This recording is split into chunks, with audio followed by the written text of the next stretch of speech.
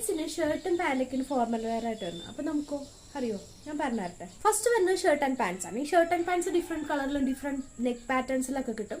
പക്ഷെ ഇത് യൂസ് ചെയ്യുമ്പോൾ വെറുതെ ടക്കിങ് ചെയ്യാതെ യൂസ് ചെയ്ത് കഴിഞ്ഞാൽ കാര്യമില്ല.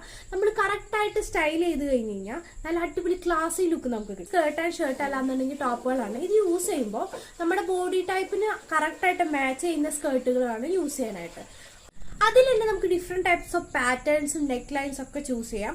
അതുപോലെ സ്ലീവ്സും ചൂസ് ചെയ്യാം. അതേപോലെ നമുക്ക് കോഡ് സെറ്റ് യൂസ് ചെയ്യാം. അതേപോലെ ഒരേ കളർ, ഒരേ പാറ്റേൺസ്, അതേപോലെ ഒരേ പ്രിന്റ്സിലൊക്കെ വരുന്ന കോഡ് സെറ്റ് ആയിട്ട് നമുക്ക് യൂസ് ചെയ്ത് കഴിഞ്ഞാൽ അടിപൊളിയായിരിക്കും. നെക്സ്റ്റ് വന്ന ടോപ്പ് ആൻഡ് ജീൻസ് ആണ്. ഈ ജീൻസ് യൂസ് ചെയ്യുമ്പോൾ അതിൽ ഭയങ്കര ഷെയ്ഡഡ് ആയിട്ടുള്ള ജീൻസോ അല്ലാന്നുണ്ടെങ്കിൽ റിപ്ഡ് ജീൻസോ ഒന്നും നമ്മൾ ഒരിക്കലും യൂസ് ചെയ്യരുത്. നമുക്ക് ഒരു കാഷ്വൽ ലുക്കിലേക്ക് കൊണ്ടുപോകും. ഫോർ ടോപ്പ് ഒക്കെ യൂസ് ചെയ്യുമ്പോൾ ഇത് ലൂസായിട്ട് വേണം യൂസ് ചെയ്യാനായിട്ട്. അതിൽ ഷോർട്ട് ടോപ്പ് ഇടുമ്പോൾ വൈഡ് ലെഗ് ആയിട്ടുള്ള പാൻസ് ഇടണം. അതൊരു സ്കിന്നി ആണെന്നുണ്ടെങ്കിൽ പാൻസ് നമുക്ക് ലോങ് ആയിട്ടുള്ള ടോപ്പുകളൊക്കെ ഇട്ട്